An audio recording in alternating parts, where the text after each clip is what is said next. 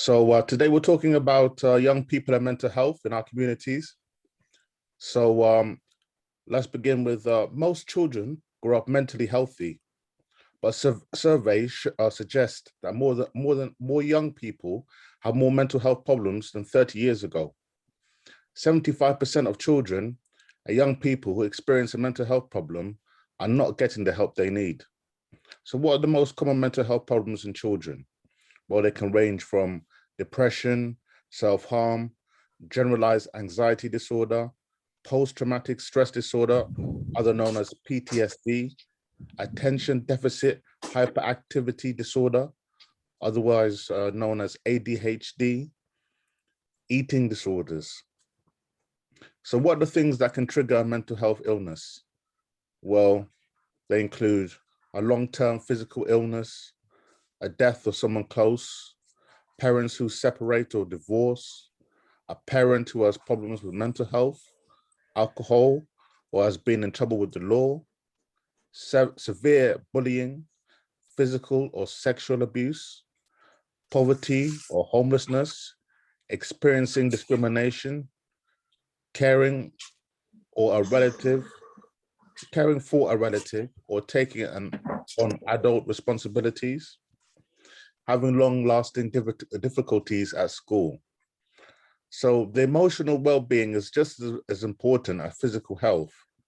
Good mental health helps children develop resilience to cope with whatever life throws at them and grow into well-rounded, healthy adults. So things that can help with a children's mental health include regular exercise, eating a balanced diet, good family structure and harmony, going to a good school that cares about the health physically and mentally of the student, taking part in local activities. So if you are a young person struggling with your mental health, just know that you're not alone and there is help available. Talk to someone such as a parent, a friend, or an adult you trust.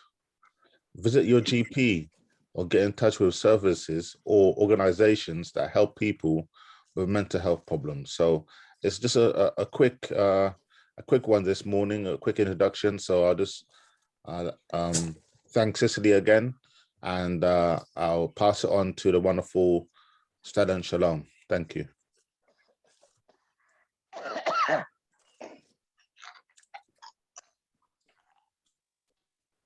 Thank you so much, Tom, for that again, ever so wonderful introduction. Good morning, everyone.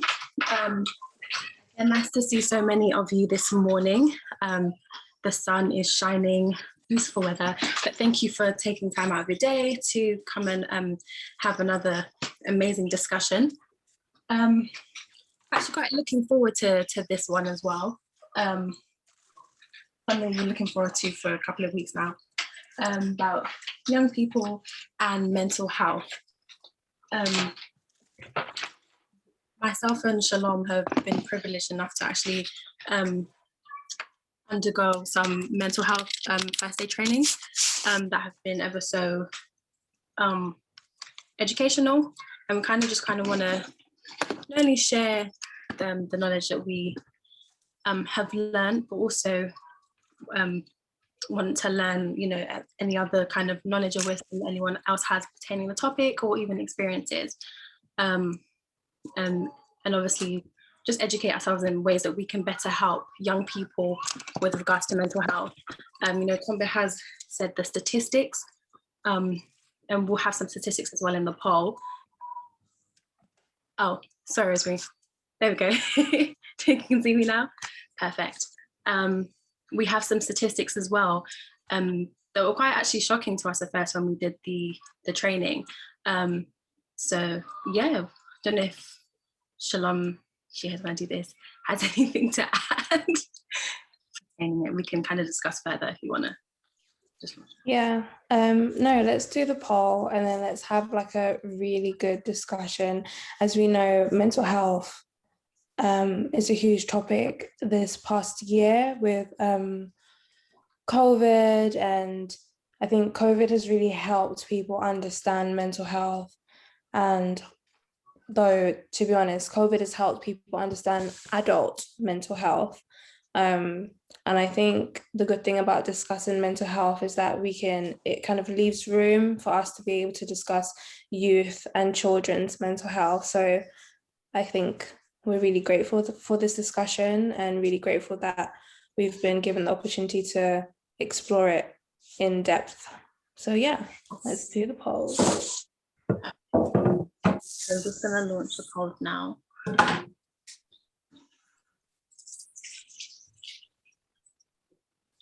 We'll kind of talk you through the last one because it's a little bit different today.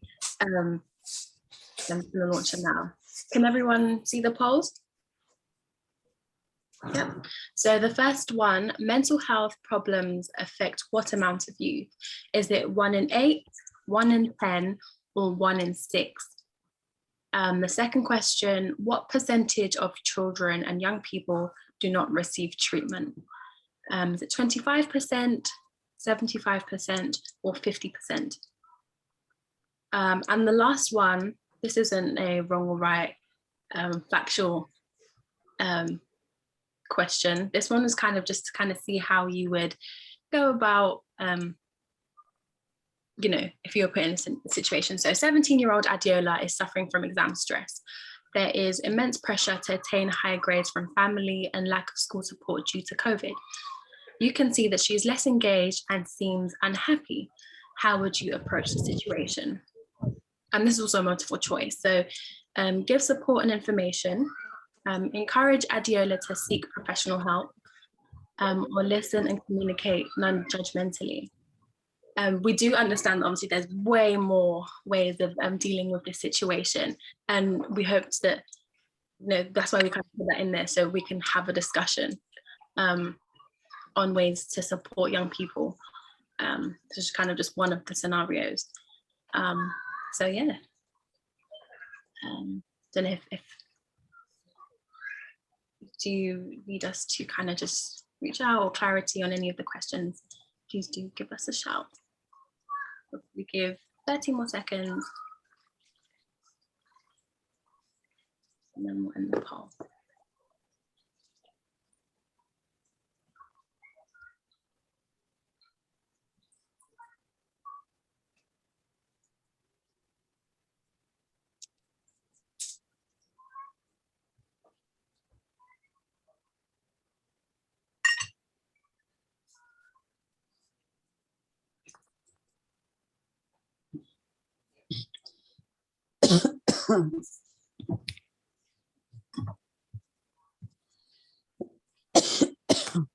More seconds. This is your interest in 30 more seconds. No, do you know why? Because I can see people midway and I don't want to cut them off.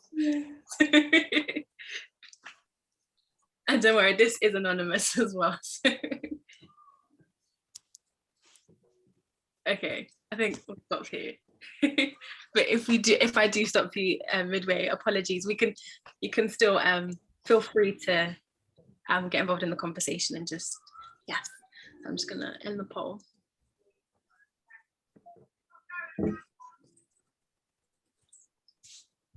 So do you wanna run through the book? Yeah. So for the first question on what mental health problems affect what amount of youth, 0% of you said 1 in 8, 20% of you said 1 in 10, and 80% of you said 1 in 6. That is the correct answer. 1 in 6 children and young people suffer from mental health problems. For the second question, what percentage of children and young people do not receive treatment? None of you said 25%, 60% of you said 75%, and 40% of you said 50%. The correct answer is 75%.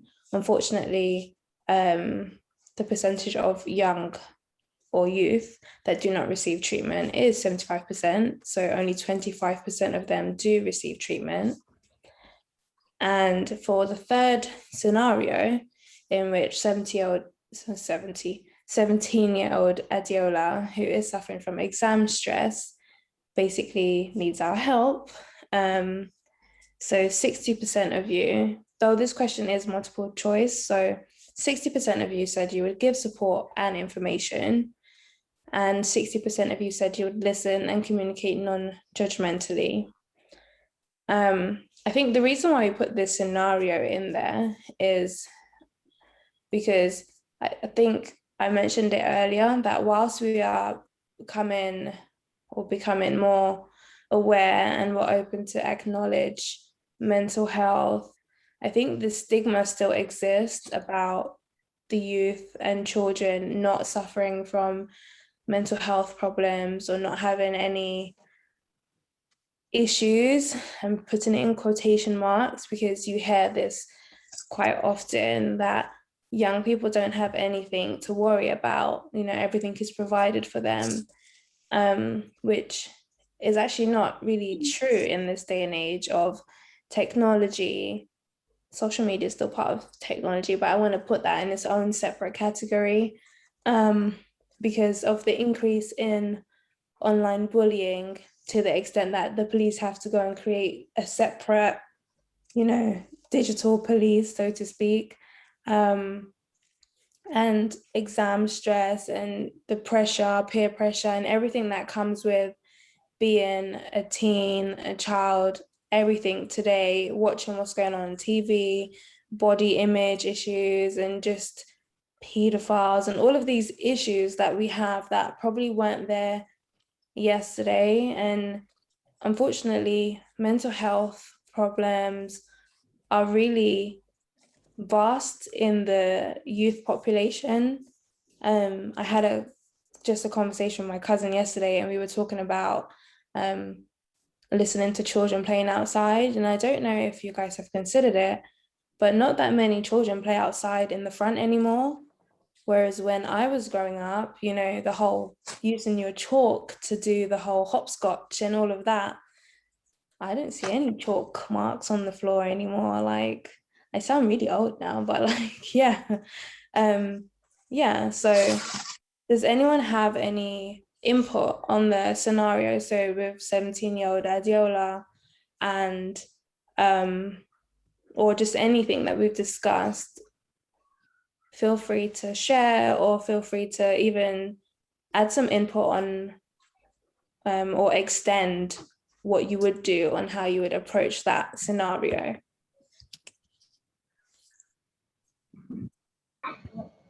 Hey, Shalom. Hey. I was just thinking it's interesting that nobody actually thought Adiola should seek professional help. And somehow I think, are we able?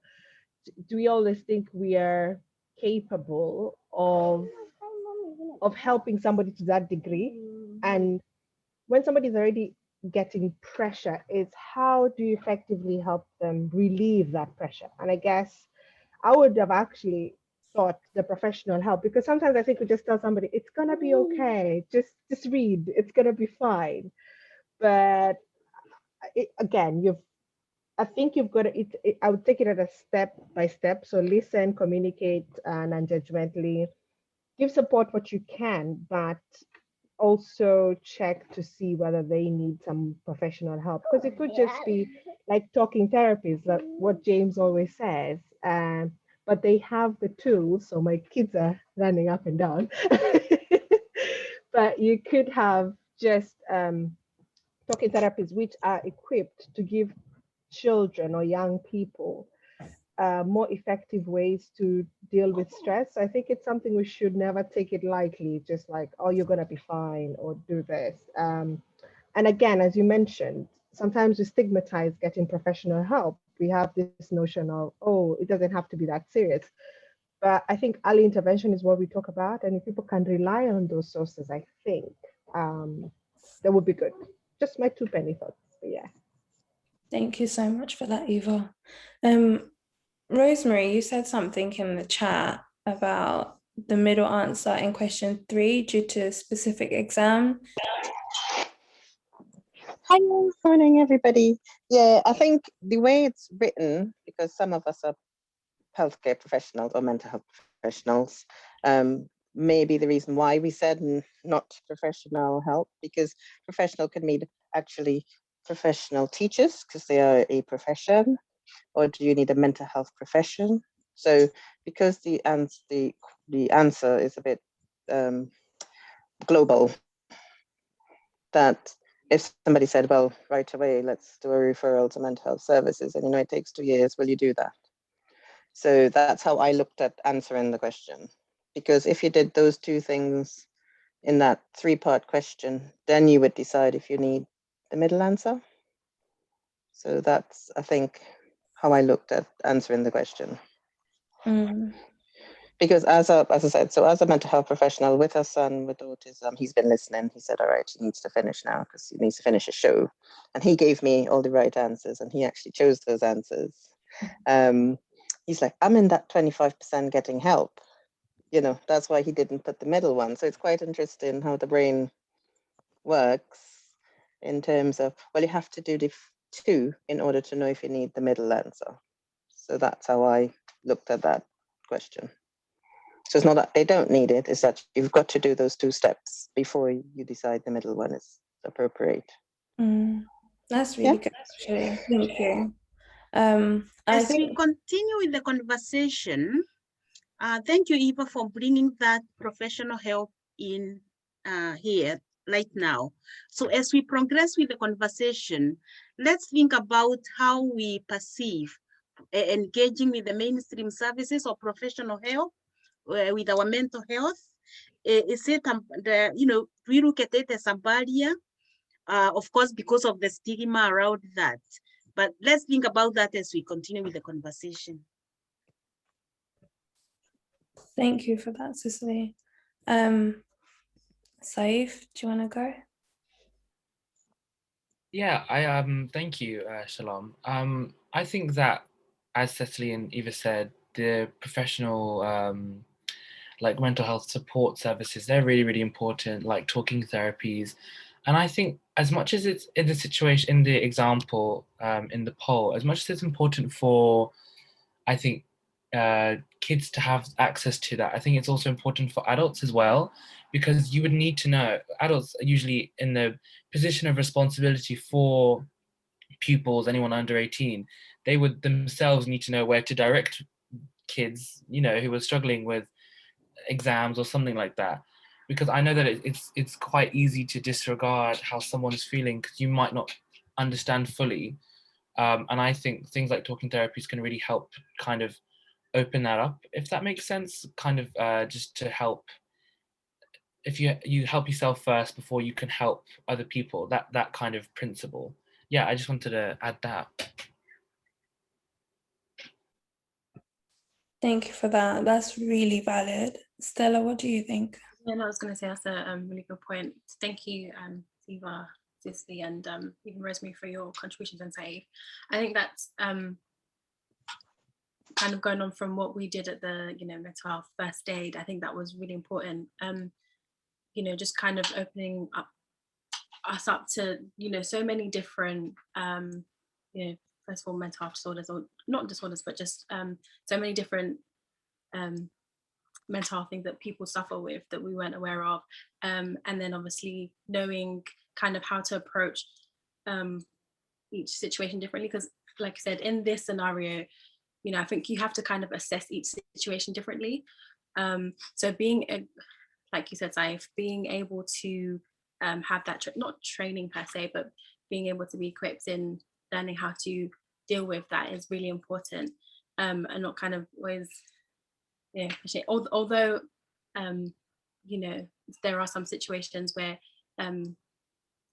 seeking professional help is important. I think sometimes it is important to also educate ourselves in that realm. So yeah, thank you for that, Saif. Don't know if anyone kind of has anything I'll say. Do you, like Cicely said as well, do you feel a barrier to society, or even just any other young people in the chat or anyone can comment in general, but just do you feel like there is a barrier? Like Rosemary rightly said, that a lot of the time when you do reach out help in terms of mental health, there is like a huge waiting list, and and that could be like a massive barrier for a lot of people in seeking medical help in that sense. But Eva? Yeah, rightfully, as you said, I just came across an article on The Guardian, I think it was 4 days ago, and the heading was NHS is failing half of the young people with mental health issues. Parents have reported that even suicidal youngsters are not being referred or supported by care professionals. So I think there used to be, as Rosemary rightfully said, it used to take quite a long time to get referred. And then some people used to say, oh, there was this discussion on LBC radio about young people. And if at the point when you say you're feeling suicidal, then they take it seriously. So I think, I don't know if it's the diagnosis. I'm not quite sure what the problem is in that, but that to a point where you have to say you're feeling suicidal to get the attention is a bit lacking in a sense, and it's a big issue. But yeah, I will leave it to somebody else to explore on that one. Thank you. I think also we all know that, I do want to say we all know the NHS is failing, that's bad, but we all know that the health sector right now is under immense pressure, and the waiting lists just seem to be growing like drastically, unfortunately. I do believe that they have let down quite a lot of people though, the youth, mothers, and people, like, let's just call them BAME. And when you group them with BAME and youth, I feel like they are drastically let down. I was talking to Stella about EastEnders. Now, I don't watch EastEnders, okay, let me just put that disclaimer. But I was, after the one show, EastEnders comes on immediately, okay, disclaimer. Anywho, they did tackle schizophrenia. And I feel as though they tackled it really well, because the actor that portrayed schizophrenia, I do feel like he portrayed it really well. And what happened is what actually happens in the real world, to be honest. He was going through and you can correct me if I'm not using the correct terminology, he had stopped taking his medication, but he was a teacher. And what happened was that he started hearing voices again. Anyway, his neighbors had accused him of taking their children, which he hadn't. They called the police and everything happened. So he now came out feeling attacked. His family had calmed him down. The police had made the whole situation worse. Anyway, they ended up tasering him.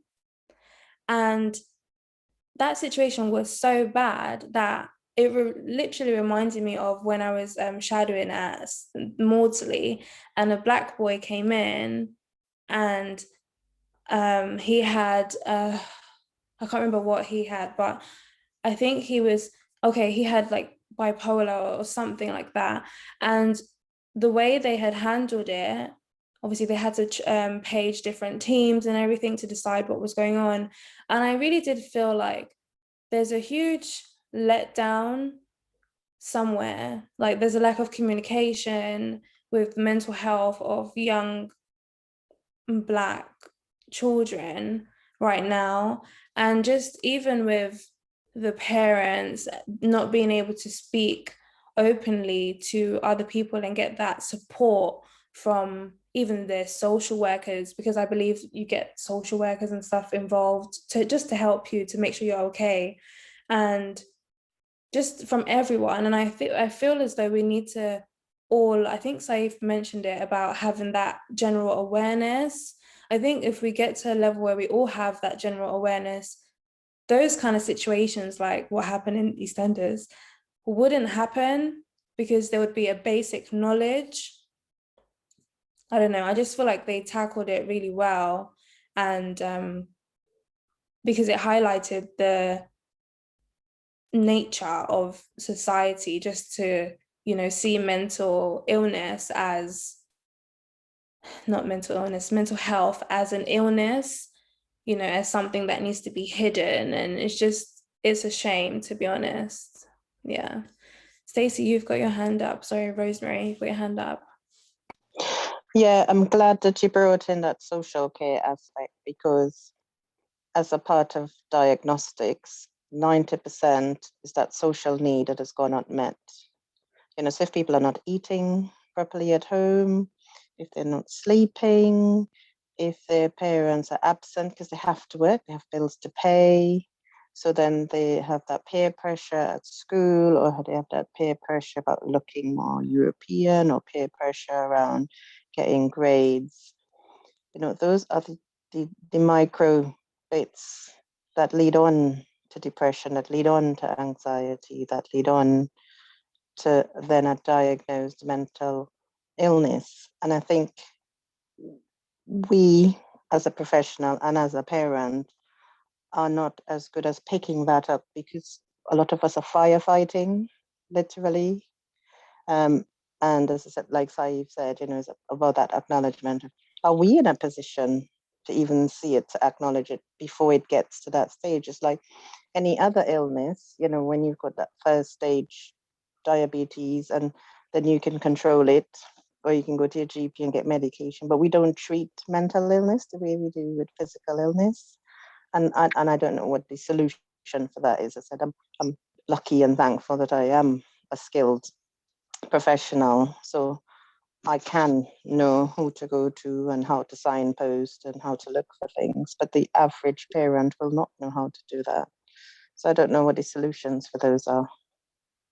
Rosemary, thank you so much for bringing that up, because, you know, there is a lot of mental health below the threshold of the diagnosis, but we are not always aware. And I've always wondered why, as a community, of course, there is stigma in that, and that's a taboo element into it. But we are in a society where we have the information and the support, but we are still not there. So maybe it would be interesting to hear from the floor, what is it as a community we could do to improve that kind of you know, what is happening at the moment? I think one of the things that I think Stella mentioned it earlier, we took part in mental health first aid program. And I think if this can be done in the local grassroots, like for me, I'm a young parent. So, and some of the things I got there, I had never heard of. And I was like, oh, I would have just thought, oh, let's talk about this and it's okay and you're fine. But you have to know. And I think the more we can get this training out to people and just voluntary as parents, just the same way sometimes. I remember there was one time one of my twins had a really bad accident. I thought, that's it. I have to go for a first aid training course. You know, it's one of those things you have to be aware what to do in these situations.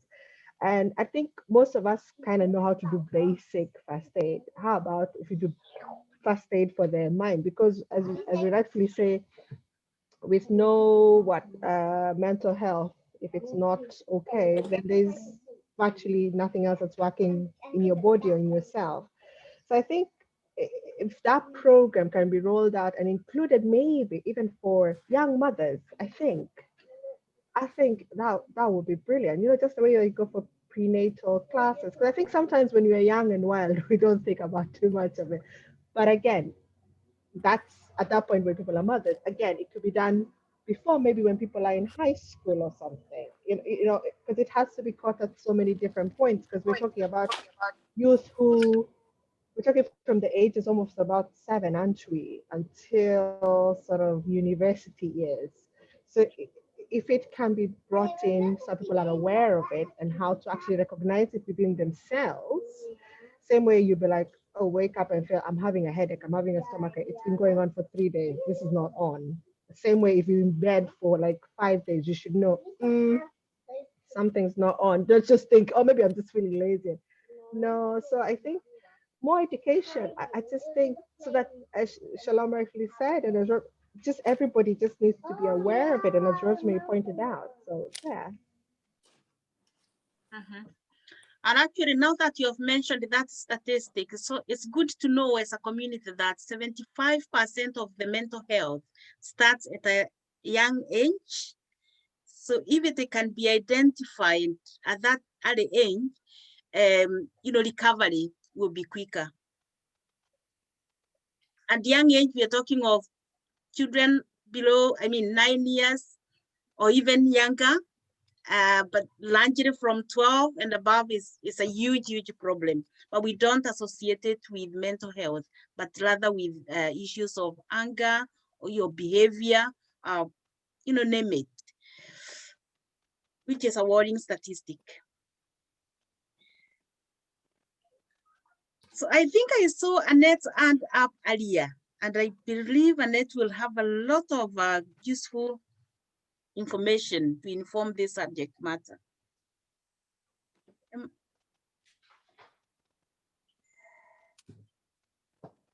Hello, everyone. I don't know whether I have a lot of useful information, but it was just in agreement with what everyone else was saying. And as regards to the questions, why the first one to do with the young person who was having difficulty with studies or whatever, how you can help them, or the three different scenarios that were put there. And in effect, the first and I think it was the third, I thought, but that will all come together, because you try and encourage, you try and find out what's going on. If you weren't able to find the information, have the information to give yourself, you try and signpost them, or even collate the information for them to see, to alleviate what's going on, if that's going to help. And then the third question down, I think, yeah, let me just have a look. It's a while ago. Yeah. Sorry, I'm just trying to move it down. Thank you. Yes, so the listen and communicate non-judgmentally. So I think you would go through the first one and the third one first. And then if it's beyond your remit, you're not able to help, then you would then encourage and them to seek professional help, because then you would have exhausted what you're able to attribute, and you're not able to really, you can see the situation's not improving, and therefore then you would call in. I wouldn't have thought you'd seek professional help in that sense until you have a good understanding of what was going on with that particular person. So that's what but other people had answered that. So that was really what that was about, me putting my hand out. So really is what's been said in the conversation. I think majority of people would see in that light, and trying to get to all the other services. It's like the other young lady saying about doing first aid. If your child fell over, you would know how to try and stop the bleeding until you could get them, to the doctor's surgery or to the hospital, in the meantime. So you would sort of try to get as much information through first aid to be able to help them. But then you need something again like that for the mind, because this is what's happening to them. And as if it's not working correctly, you're not going to be able to help them without the professional people who can, look at different, because they're all different kind of mental health illness, and each of them probably need a different approach of how to deal with it. So I'm not an expert in any of these fields, but just as a parent and having children, and seeing them growing up, my heart goes out, because I can see that it's so difficult when children are very find it very difficult to communicate what their true thoughts are and how they're actually feeling, because sometimes they also cover it because they, as a parent, they don't want you to be worried about them. They want to have this bravado, they're fine, but sometimes they're not. And it's just by listening and communicating with them and trying to find solutions by eventually going through to the professionals to try and help. And that's really what I have got to say. So a quick one as well. Do you think, Annette, normalizing mental health conversations would help? Yes, I do, because really, as I said, with the children, you have to be open, of course, depending on the age group, you know, how open can be. How open is your child? What you know more than anybody else, you should know your child and can see how much you can stress them, how much the information they can take in. So yes, I think it should be normalized that sometimes the same way we fall over and cut our knees, sometimes, you know, mentally we are not able to cope, something goes wrong, and we need to find a way of trying to fix it and encourage and make it be, because it's a part of our everyday life. Someone is suffering with bipolar or some other kind of mental health, and so it shouldn't now still be a stigma. It should be, because it's happening every day to a range of different people, within your family, within friends.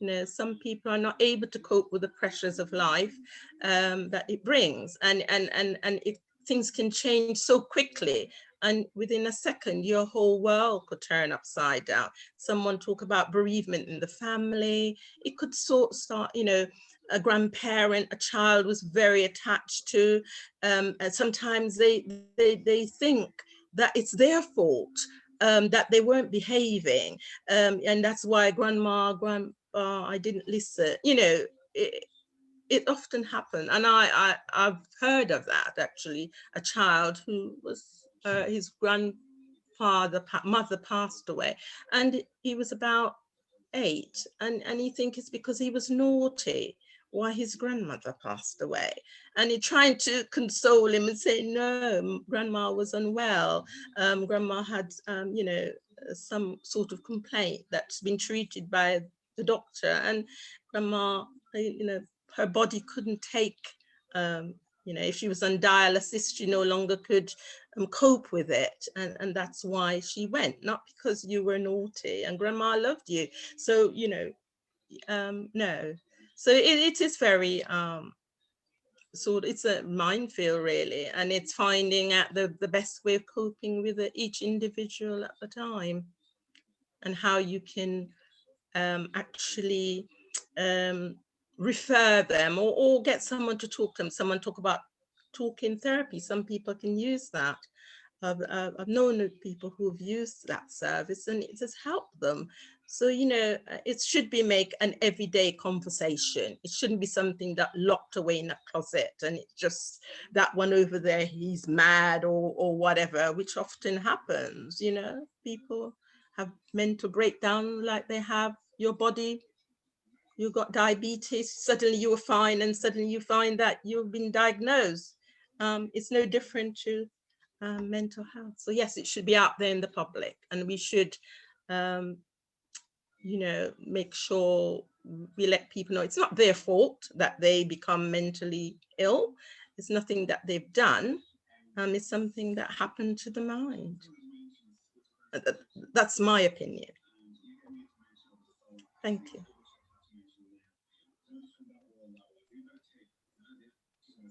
Thank you, Annette. Thank you for sharing that. I think we kind of all agree with that as well. It is something that we need to discuss within our communities and even within our households as well. Absolutely. I think it's Eva mentioned that, you know, it isn't until it gets to with the when you're mentioning about suicide that now, you know, it's taken seriously, but early intervention is best. And even just educate children as well, and young people on that as well is important. So yeah, thank you for that, Annette. I think it's Rachel's hand and then Saif. Rachel? Rachel, are you still there? Oh, hello. Sorry, I was trying to unmute myself. Okay. Hello, everyone. Yeah. Mental health for the children or young ones in our community. First of all, I just want to appreciate everybody, and what everyone says is correct. And my only two side of the mental health that we need to actually look for, because like they said, I think it has to start from our own very households. The reason being is because of the part of the world where we find ourselves, like the Western world, is giving listening ears to our children, because sometimes mental health is defined in so many ways. When people are depressed, they think in mind what they are thinking was in their head, and then it goes the wrong way. But we as a parent, I think, first of all, it's not easy because mostly our children don't kind of talk to us, but we have to make it as a point of duty to be able to talk to them every now and then. Same goes to the community, because when you have a unity in the community, when somebody see my child outside there, I always say, because of from my own background, the way I grew up, I say that to my community, the reason why we are engaged, why I am engaged in so many community activities is not because I want to be there, but I feel like a ground where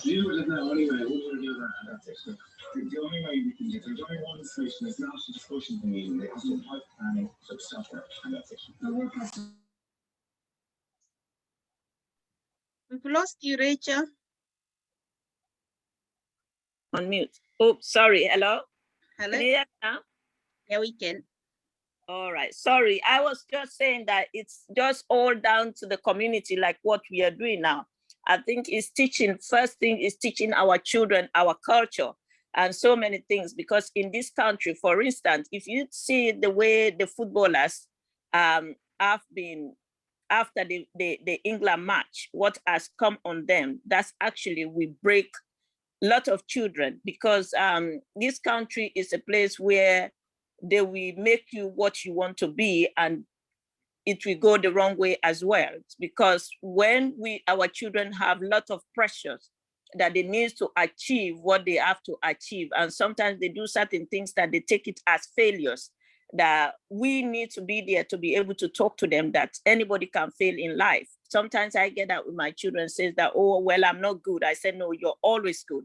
The most important thing is for you to focus on yourself. You don't go there and let anybody to bring you down to things that you're no good in the society. And that's very, very bad, because we have to be the talking point equally with our community. Because I say that to the children, the reason why I want you guys to attend African functions or, functions in the community is for you to be able to see what is going on. And if you see lot of people, when they see my children somewhere, one day I was at home, one of the uncle came and said, oh, I saw your son and the other boy, Jonathan, they were climbing something, and he told them to come off the listen. So we have to be an eye for our children. Yes, mental health is in the increase because of we need to be really, really involved, how to talk to our children, to tell them that everything is in life is not just about getting money or being that powerful. For instance, my little boy, when he was going to school, he thinks that, oh, he's got this icon for, what's the name of this runner? He said, oh, I want to be like him, because if he thinks that he run and he comes second, he hasn't fulfilled that at all. I keep telling before he becomes this powerful person. So you don't need to take it like if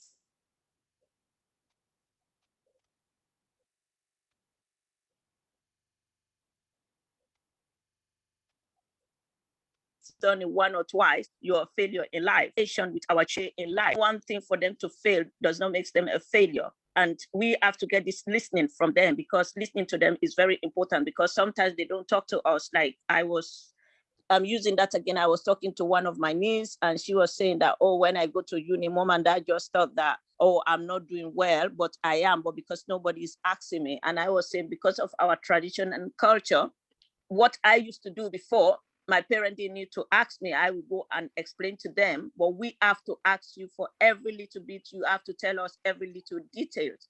And we have to tell you what is right and what is not wrong. We don't expect you guys to work it out mentally like we used to do. If my mom looks at me some kind of way, I will know that that look is to tell me to move away where I'm supposed to be. So little things like that stress them out quite a lot and actually put them sometimes in isolation because they don't want to talk about it. They keep that silence and then they go and do the wrong thing. I think if we keep talking them who their friends are, they are under threat. My son went out few days to go and play football last week. And then my younger son, he said, somebody came and said, oh, you want to be a footballer? And then they spoke to the guy and then he was in a very big Jeep. And then he came to me, he said, oh, the man actually asked, oh, when can you come back again? Because I want to buy you the most expensive trainer and I want to this, I want to that. So when they came, they said to me, my son said to me, the older one, he said, Mom, we met this man in the park. He said he's interested in Tumwe. He wants, to buy. I said, no, you don't do that. Because I go to police meetings. These children are the center point that people use because they know they are juveniles for drugs and that. Just because he's driving a fancy car and who is he to go and tell you that he's going to buy expensive trainers for tomorrow without our consent? I said, so I'm very, very pleased for you to come and give me that report because I've listened to police because knowing that when children are young, they can use them for everything. And sometimes when they are threatening them, we have deaths here in the Bristol community because of that. When they start going with their flow, they give them this phone. They need to be certain point at certain time to do the drugs dealing for them. And if they're not doing it, they try to say that we're going to kill your whole family. I've watched a program like that. The man is saying that I don't know what to do for my son because the son is so depressed. Because of that, he has to do the drugs dealing for the son because he's scared for the son. So we need to be open. We need to be more talking to our children than ever before because there's so many people out there who can actually put them to the mental state that they don't want to be. But because of fear, they don't want to speak to us. They don't want to tell us what is going on. That's the reason why we are having so many depressed children in the society. So far for now, that's where I will stop. I think we all have to work together, how we should communicate to the children so many often and keep telling them that they are not failure. As long as they are there, life can change anytime. And that's what I said to them. Your health matters. Nothing else matters, but when you're strong, you're physically okay. All the rest of the achievement will flow later on. But don't take it that you have to rush it in life. Nothing to rush with. And that's where we are getting a lot of breakdown for the children because they have their pressure. They have pressure that they cannot explain to us. They have pressure from different angles, but let them be open and start talking to us more frequently. Yeah, I'll stop there so far and give audience to the other speakers, please. Thank you so much, Rachel, for that. I think that's a very important point about one that you mentioned, creating a safe environment for children to be able to be open enough to discuss mental health is a very good point. I think also Rosemary in the chat mentioned about go back up in the chat. Had the racism chat with my 8-year-old post football match, and that acknowledgement it exists is normalized, even though it is not minimized, and it's a good point. I think that's like with regards to mental health, it's also very similar that we have to create that acknowledgement. So thank you for that, Rachel, and also Rosemary for your contribution as well. And also another point you mentioned about like difference in culture as well, and how you navigate things differently with cultures. So I think also kind of goes back to Sai's point about kind of also maintaining your own or creating your own kind of way of dealing with you know, mental health as you see fit, and kind of breaking that stigma that certain cultural, you know, norms have, also, yeah, so certain cultural practices have, rather, sorry, beg your pardon. Yeah, just kind of establishing your own kind of way of dealing with mental health and children and young people. Saeed, sorry, you've had your hand up for a while. No, thank you, Stella. I don't know how to follow those 2 points from Annette and Rachel. They were, so I think really, really important things were highlighted there.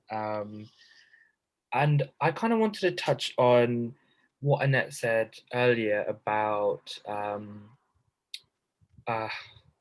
sorry, it's been a while, about like our own mental health as well. I kind of had I thought I could provide a solution for that, which is something I thought I'd propose to everybody. And so there is I was talking to someone at the university, and they were talking about they're part of an institute called Charlie Wallow Institute. It was named after, I'm not too sure what it's named after, but it has a backstory there.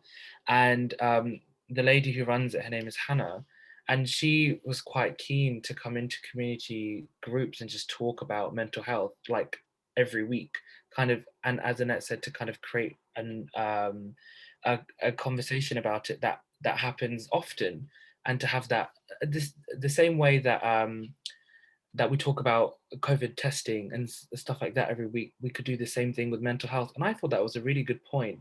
And I feel like what has been said here today shouldn't be something that's just talked about once and then not really spoken about again, because those things are really, really important. And some of the things that Rachel was saying, you know, about how she talks to her children, for example, they're not things I think about, or there were things I forget, for example. So I just think having that constant reminder that those challenges are there for people, and you know, how to get over those obstacles is really important. But yeah, I just thought I'd throw that out as like a suggestion. I could invite this person to a future meeting, and then we could like talk about it. But yeah, that's all I wanted to say.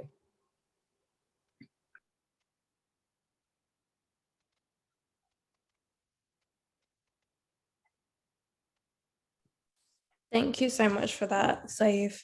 Oh, my video is not on. Yeah, I think you guys have all made really important points and valid points. So I just want to make a point or point out something. What do you guys think the barriers are for people from like specific communities such as ours when getting support? So we're speaking about speaking to each other. Nissa has helped by providing information in the chat, but what do you think some of the barriers are? So for example, it's well known that many people, not just Black people, not just Asians, even the Irish don't see, because I've literally read a study that said the Irish community don't seek professional help either. What do you think some of the reasons are? So I'm gonna throw it out there and say, not even knowing that the help is available, and even where to even get the help. I genuinely believe that that is a barrier. You know, I know we've spoken about wait lists, but that's not enough to say, that's not enough. That's just one barrier, for example. But what other barriers do you think are out there? I think it's important for us to start listing them so we can start challenging them and start telling the people that do come to these meetings that, listen, these are our barriers, remove them. Rachel, you've got your hand up. Yeah, sorry, you're talking about barrier. It's a big, very wide kind of thing. One of the most important thing that we need to know about barrier is the culture, the religious belief, and so many things. For instance, I've got good friends next door to me. They've been there for a while. They are from the Asian background, and both of them, I could tell you, they are lesbians. Yeah, one of them is a doctor. And when I saw them, I didn't ask them, but you could know. But later on, they kind of, when they were having issue, me and my husband stepped in, and both of them have got like kind of, the other one is going through so much depression. He's got mental health. He even got a social worker. The reason being because he told me in confidence that when the mom was giving birth, I think it's 7 of them, she was the last child. And then when our mom, when our mom was pregnant with her, everybody was saying that, oh, this is gonna be the boy, the man of the family. That time they didn't tell the sex of the child. So everybody thought that in that family there was a boy coming. But when the mom had her, it happens to be a girl. So everybody in the family, they were very, very upset. Another girl coming into the family. So the mom never had the chance to have a boy. So because the mom used constantly keep telling her that if she had known that she was having another girl, she would have aborted that pregnancy. So it's in her head that she doesn't mean anything. So because of that, she decided to go the opposite sex, to become a lesbian. Because the mom's constant, nobody likes her. That's what she thinks, because she didn't come like a boy they were expecting in the family. So there's so many things, our cultural background, our religious belief, and so many other things. It's not like they don't know that there's help there, but they are scared. If you can imagine the story about the guy that went to do the killing of the wife in South Africa, the rich person here, one of the richest person from this Bristol, is because he was a gay, but because he did not want to show his sexuality, he was going to marry to be able to convince the family that this is what he is, but he didn't actually like the girl. And what did he end up doing? He killed the lady. He is free. Today, the family of that lady, they are suffering. They did say that their sister was telling them that this guy is not for me. But because of tradition, you have to marry somebody who is very close. So there's so many barriers. These are the serious barriers that you will not find people going forward to seek help for, because they are ashamed, because of their religious background, so many things. Because any one of us who got strong religious background, may the Lord forbid, you don't want your sons coming, oh, this is what I'm going to be. It's not going to be an easy thing to take. So it's so many things. Thank you for that, Rachel. So we've got religion from Rachel. We've got from Nissa, who's speaking from her background, which is from Indonesia. We've got mental health is not something that we consider as a real thing. I did not grow up with the skills of talking about feelings and emotions. Young people are told to keep things to themselves or get over it or forget about it. From Alice, we've got a lack of understanding of culture and egalitarian values, which conflict South and South versus North and North. And Alice, I would love for you to expand on that in a moment. Nissa has gone on to expand to say it's a culture thing. And I think we've heard this culture thing quite a little bit in the conversation. I know Annette has mentioned it. I know various people have mentioned culture. And so the moment that someone tries to speak up about inner turmoil, they get funny looks or labeled as weak. And it's true, you know, and this is why we have to be careful about even just labeling our children and our sons and our daughters as our sons as strong boys or whatever. So I know Susan had her hand up momentarily. Is she gone? Does she not want to speak anymore? Okay. Is still around? Susan? Okay. So from that, Alice, do you want to? Hi, I just wanted to bring this on the basis of some of the things we have researched at the university, and just to explain the most of the young people interviewed across the country, most of them from originally from African backgrounds and Caribbean also.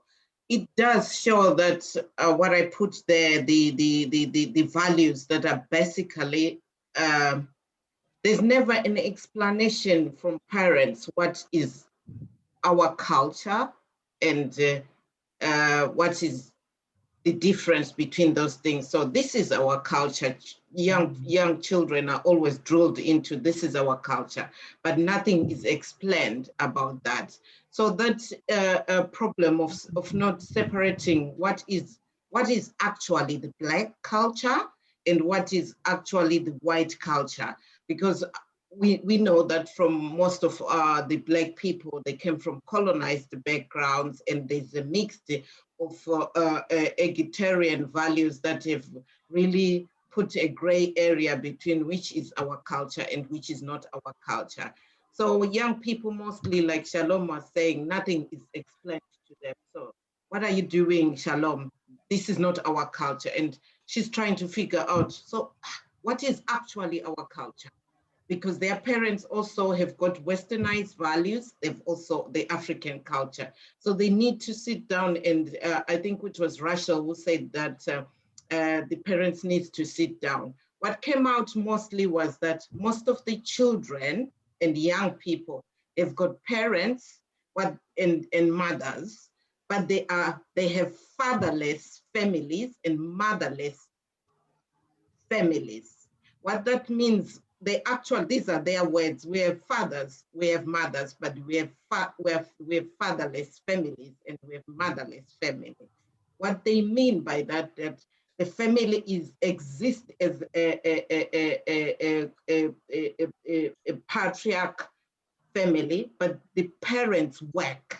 They are not available. They are not available to spend a time, but they can spend chatting to their families in the diaspora in other places for 2 hours, 3 hours, but just to sit and understand how your child and their body and their mind and how they understand their sexual behaviors and other things that go with being a grown-up.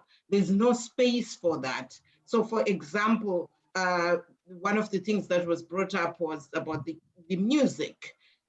Most of the music, if you listen for young people, it's got some words that many people would not understand, the older generation. So the word nigger now doesn't mean anything anymore, because what the young people did, if you understand, they took it and owned it and made it their own, because it was used to destroy them. So now their music has got all those words inside. And when you sit down, you understand the young people, their music that they listen to. It doesn't necessarily mean they use those words to their friends or call their friends. I'll be a bit controversial because I want this to be clear. Or call their friend. When you hear them say, oh, you bitch, they don't really actually mean somebody is a bitch, but they have this language that we don't understand. And then the culture comes into conflict. Spending more time with them and listening to things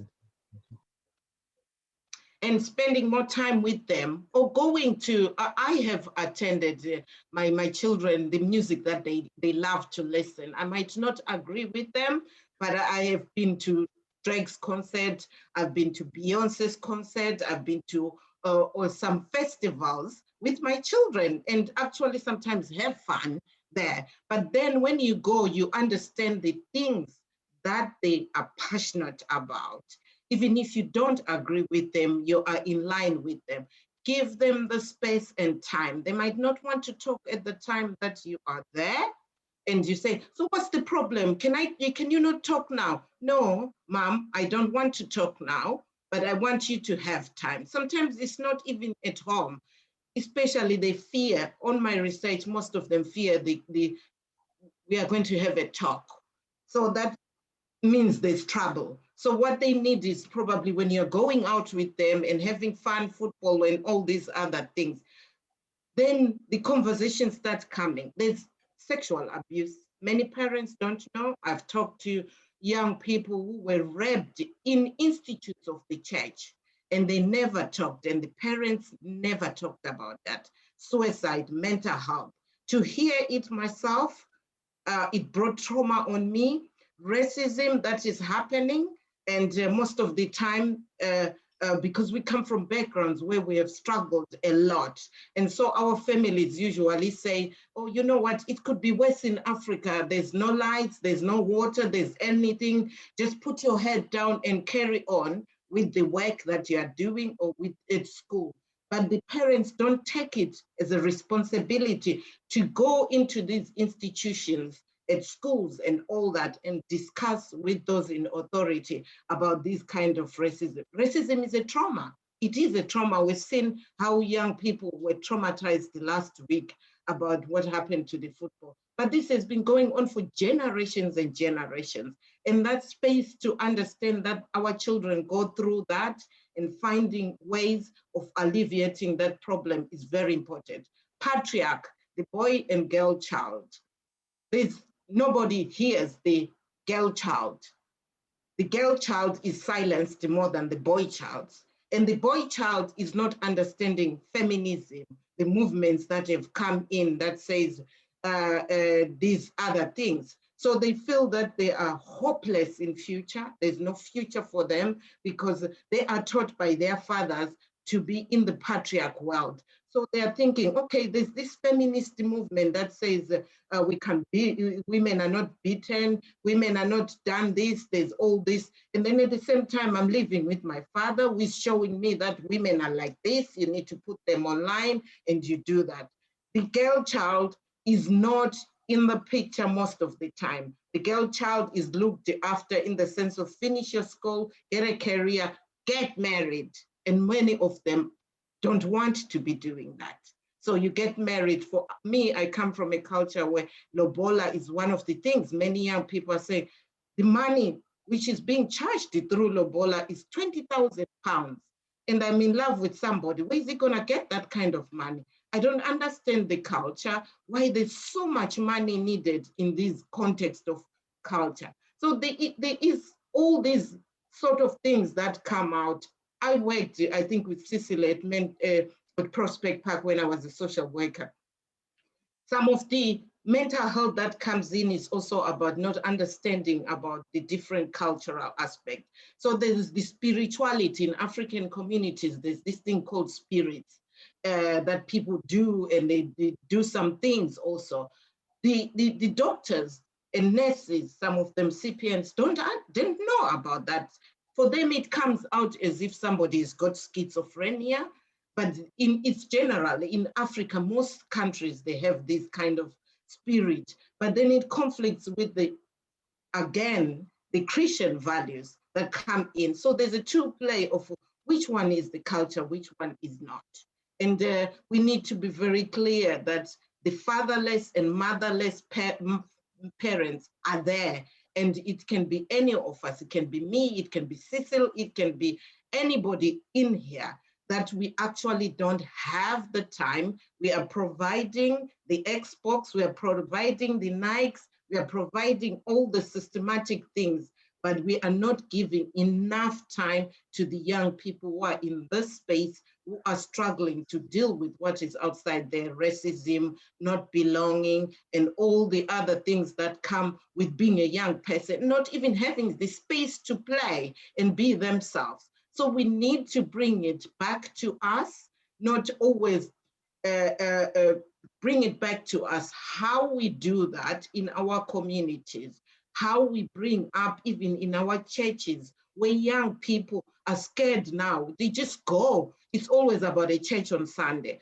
And in church there, nobody's talking about sex, abuse, and all that happens. And this is a space that needs to be safe for our children, but this is put underneath, because for girls, you are not supposed to have sex, full stop. but boy child is allowed to have that, is allowed to do something. So we need to balance how we actually practically make things resounding for our, and I can never emphasize about the church, because it has been one of the pivotal of all the people that I've interviewed around the country, that they've mentioned about how churches have been so badly affected them. Poverty, some churches, people who are poor are laughed at and discarded. And there were families who were refugees who came here who couldn't have anything. It affected their mental well-being, the young people seeing what was happening to their parents, and then affected them in future. I'm very passionate about mental well-being of young people, and I could talk the whole afternoon, but I think I need to end to bring it back to us, our responsibilities in these spaces of challenging all these mental health issues that come from patriarch, boy, girl, child, racism, spaces to be themselves, and understanding of culture.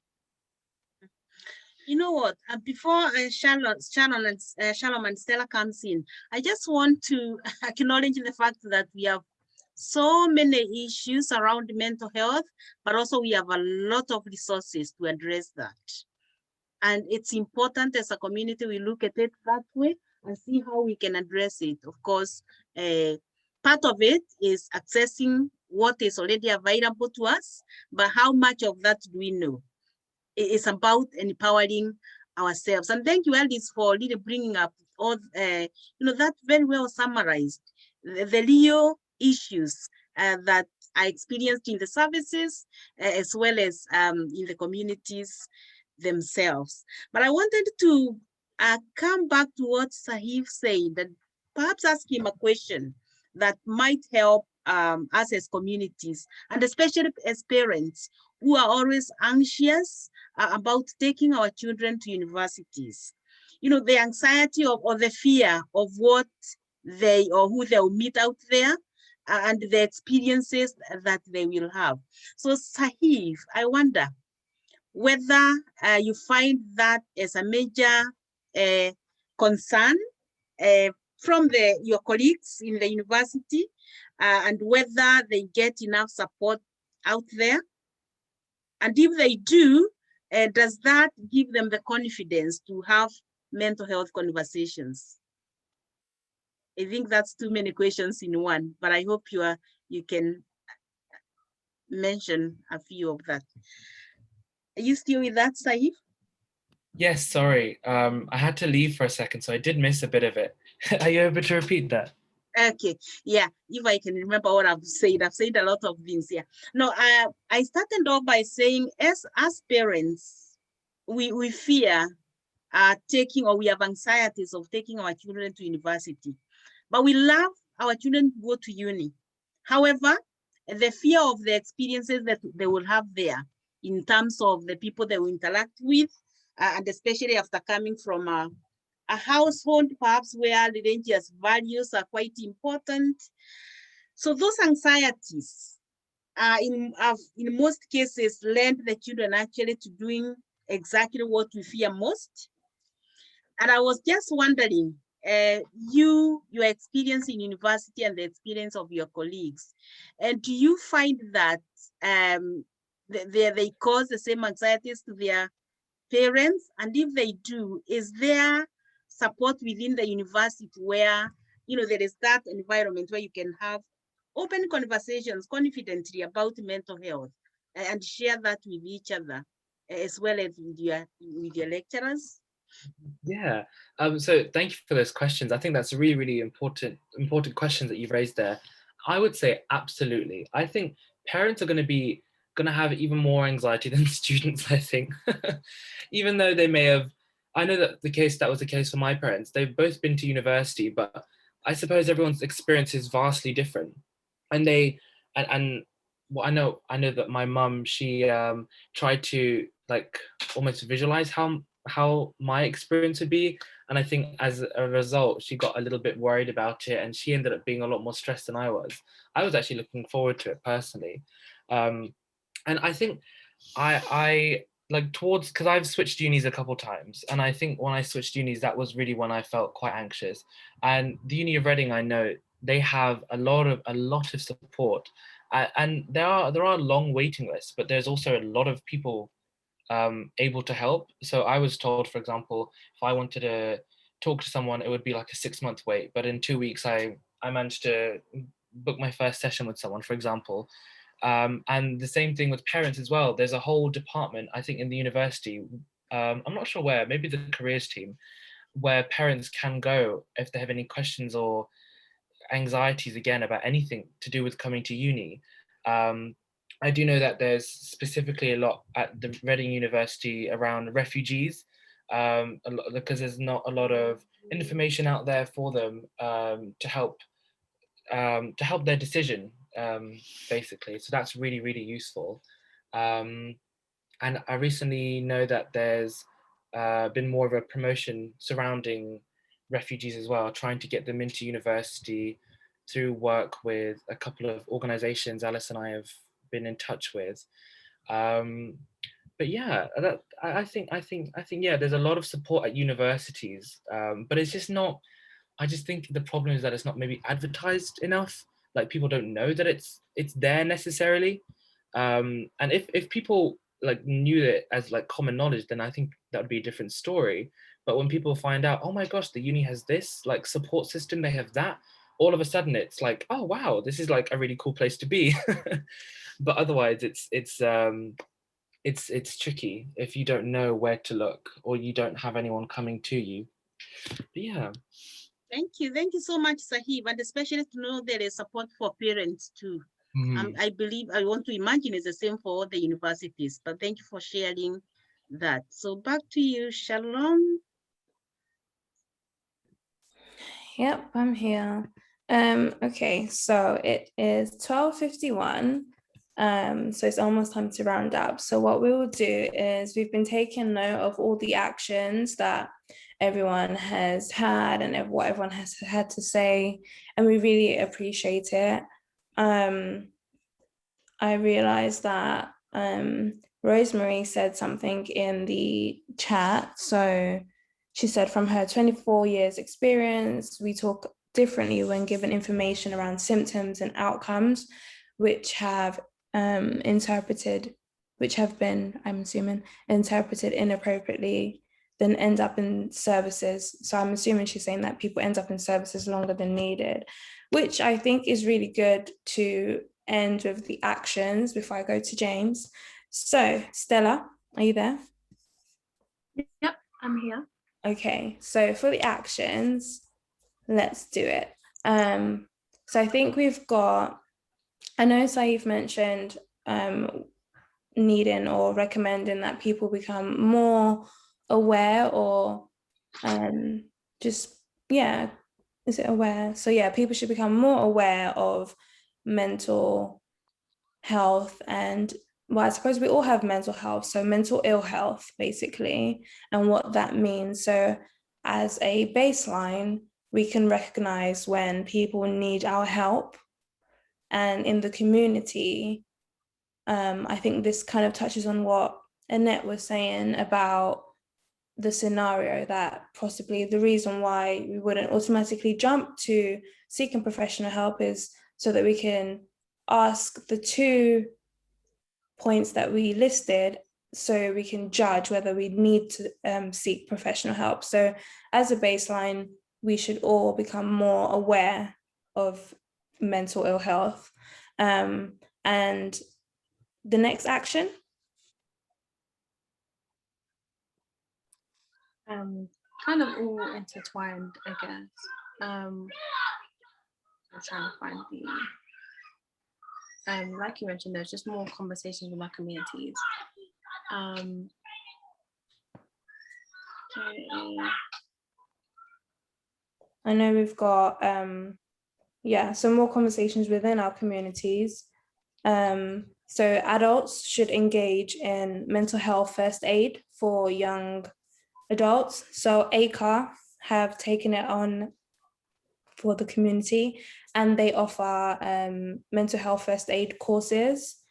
And this is what I know Eva was talking about, that why, sorry, oh, what am I saying? Eva was speaking about us needing to be able to basically put a plaster on, help our children. And I think this really helps us because we can't really expect other people to know our children. We should be able to take care of ourselves first. Unfortunately, there are waiting lists, and at least whilst you're waiting for professional help, if there's something that you can do for your neighbor, for yourself, for your child, then these first aid courses, at least for myself and Stella, they were really eye-opening. I think I enjoyed the youth one so much more than I enjoyed the adult one. I think Stella was the same, actually. Yeah. So yeah, that's that. So ACAR do offer youth mental health first aid, adult mental health first aid.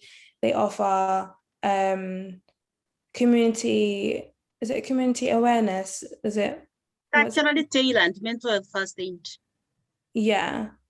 They offer one that's just like a basic one. So if you don't want to do just the youth mental health first aid, you can do one that's just beneath it. And it's really good, which is so you can be culturally aware. And I think that's something that services are lacking. They're very knowledgeable about mental health, but they don't really bring in the cultural awareness. And I think those two things together are needed. Yeah, so I'm gonna hand over to James. Good afternoon, everybody. Thank you, Shalom and Stella and everybody. I think the conversation has been quite hectic, although it's a very sensitive conversation to have, but it's really needed. And I think when we continue to do what we're doing, we help us to begin to enlighten or address some of those barriers that some people were stating earlier. And Sahid, I am a graduate of Charlie Wheeler Institute, which is attached to the University of Reading and is in the Department of Psychology, I think social studies or what have you. So it's a 1 year intensive training in CBT. I think the origin really came from a suicide event where the parents of this particular young man that took his life decided that we need to develop a charity to work and create some opportunity for people to be trained to do CBT, which I do in my own normal life. And I also want to add to what Shalom was saying, that most of our talking therapy services are now beginning to be more culturally aware. And in fact, I'm one of those lead in our service that is really trying to shape up the service to meet the needs of everybody, really, whether it's to do language or whatever. It can actually look at that as well. So basically that's the area that I'm trying to push for.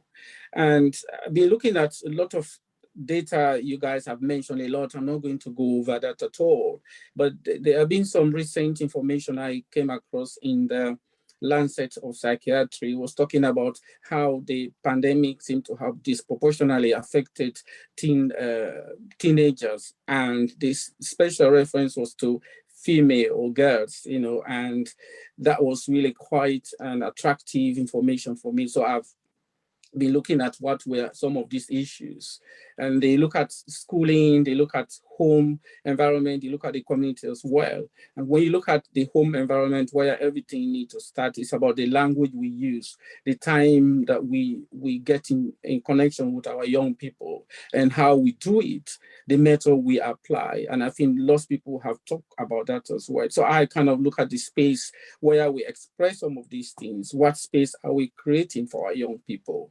What channel are we using? Are we using their own channels of communication, or are we dragging them into a way we talk about things?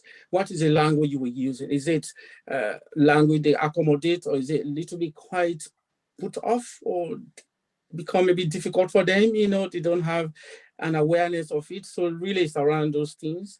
And also spirituality, which Auntie Alice talked about also in terms of how it's affecting our young people. How are they benefiting from it? When I look at spirituality, it's not just about the religious aspect, but what do they stand for?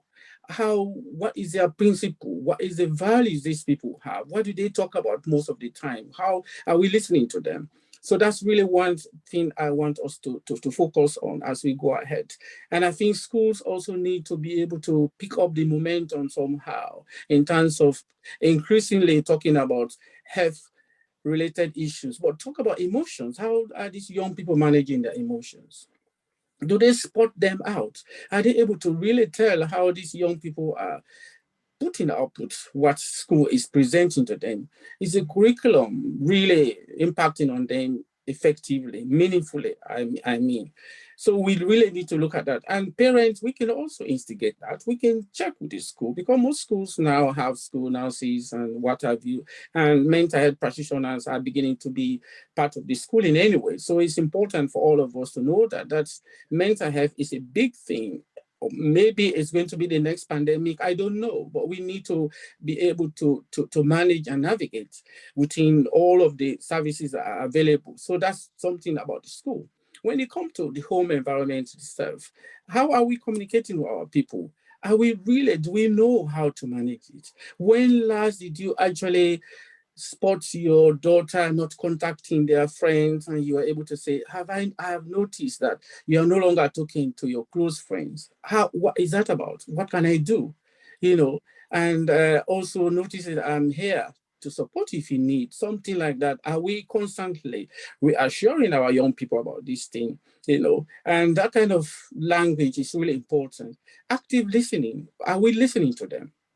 Or are we just allowing them to listen to us, but we don't listen to them? What are they saying? Can that add up in terms of how we feel? And some of the areas that I came up with really is around sleep. Are they sleeping more or less? Changes in their diet or weight? Are we able to manage to notice these things and maybe ask questions around this thing? Open-ended question, by the way. Personality shift. How are you noticing the changes in your daughter? Their performance at school, or drop-in performance, or even when the performance increase, are you able to, oh, that's good, that's wonderful. When the performance drops, are you able to support them rather than reprimand them? Are you able to be the coach A or the coach B, where you talk about, yes, you did well in this, maybe this time you need to focus more on this, or just to criticize them. That's what Coach A can do. Coach B can support you and manage you to improve on your performance, not beating your spirit down. Social connectivities, are they connecting with their friends, or even you as a parent, are they connecting with you? Are you able to notice those things? Trouble focusing on daily tasks. When you ask them to do something, are they focusing? Do they problem solve? Emotional withdrawal. Are they withdraw from you emotionally? And we know girls are really quite expressive. And I think that's even the reason why women are very expressive when it comes to emotions. For us men, it's so difficult to connect with our emotions, as if there's something so dangerous about it. And so it's really important. When your young ones become a bit paranoid and a bit confused, a bit in that middle bracket, how are you able to spot it and do something about it? So these are some of the ways I think we might continue to contact and be connected with our young people. So I just want to bring that on. And only this morning, I was also doing a 1-hour presentation to the heads of McDonald's. And it's really key for us here to understand that, because when we get into the mindset of leaders, parents, executive members of organizations or workplaces, it's really important, because they can actually support their workmen on the ground when they feel stressed, because they don't know what is happening. Is important. So I spent 1.5 hours this morning talking to them about our services in Berkshire. And like I said, I'm actually available to our group, which is really good for me as well, because for me, it's not just about talking here every Thursday. It's really about impacting and also the assurance that our service is improving all the time, and then we can actually access services. Because sometimes we think the services cannot listen to us. We need to demand them to listen to us. And you can actually demand that you want an interpreter. And I think we have quite a long list of languages that they can provide interpreters for. So you just need to find out and check, because the way we express illness is culturally determined. So, and we happen to find ourselves in this open space where we express illness. So whose space is it? Are we part of that space? So it's constant questioning yourself. How can I be part of this space? How can I take that space? How can I really invite my GP, my professional, my colleagues, or somebody, my pastor perhaps, to talk about my illness, or my congregation? Sometimes we don't. And I think Councillor Alice was talking about that earlier, that sometimes it's completely swept under the carpet as if it doesn't exist, and it does. And the reason why we're here is because it's affecting us. And nobody is exempt. And if you look at the statistics, perhaps 1 in 4, maybe we present any of those disorders: depression, anxiety, PTSD, and stress, you name it. So it's really important for us to begin to talk about this thing. And when I come to the community itself, we need to embrace people with mental health problems. Sometimes the stigma can be very difficult for some people, but if we really embrace them and connect to the languages they want to talk about, things that they really are talking about, things that they really care about, it can really help us to be able to support them. And we're not going there to criticize, to tell people that, no, you have this. No, it's about working with them. And I have been part of the training for first aid, which is tailored, culturally tailored to meet our own needs. And we need more of those things because it can actually help. But when I was involved with that training with Cecily, I listened to most of those participants. It was around the language we use, the stigma, the lack of awareness, the knowledge I don't have about it. How can I even begin to talk about my illness when, if I ask you to express it, maybe describe it in your own tribal language, maybe it will be a lot better. But to demonstrate that in English, maybe it might be a bit difficult. So when we are sitting in front of the GP, it's difficult for us, and it's difficult for the GP to understand us. So most of the time, instead of referring us for depression or anxiety, they probably give us something to do with headache or cardiovascular problems. And that's the reason why most of us, I have evidence for this if anybody wants to find out, most of us ended up in hospitals for your heart. And you put on these beta blockers and for the rest of your life, because there was a mistake in that initial assessment to diagnose you effectively. And somebody mentioned about effective and appropriate diagnosis. So it's really important. I was talking to a psychiatrist and we're talking about sanity and insanity. There's a thin line between the two. So we really need to understand. And I think it's a continuum. You might be okay yesterday, but what about today? If your stress level is increasing, you're not doing anything about it. And for some of us who were here in the beginning, when I brought that analogy of your stress bucket, it's very important to note how your bucket is filling up. And it's important for you to turn the tap and empty it. And you can't pour water from empty glass. You cannot begin to solve problems with somebody when you have the same stress level. So it's really important for us to look after ourselves. So looking after ourselves, exercise, connecting with yourself, and the good diet, meditation, these are 5 tips I can leave with you today. And also learning new skills. For the pandemic, with most of us, we leave us with a lot of skills to either bake, cook, go for work, do something, Zoom in, and most people are digitally quite aware now and all of those things. So I think somebody was asking about Charlie Wheeler Institute. I don't know what the question was about because, like I said, it's an institute that actually tends to provide learning space for individuals who want to be CBT therapists, and also working within psychological interventions. And when we talk about IAPT, which is actually improving psychological treatment to people, making it available to people. So this institute, which is in the Reading University here in Reading, is actually there to teach people, and it's an intensive training for 1 year. And there are also lower courses where you become like a psychological well-being assessor. You can assess people. For example, when anybody is referred into our service, talking therapy, the first people that we get to know you will be the PWP. These are psychological well-being practitioners or professionals or psychologists. They will be the one assessing you to signpost you to other different settings. So it's a wide range. The modalities are really wide and open, and they can accommodate anybody. So don't hesitate.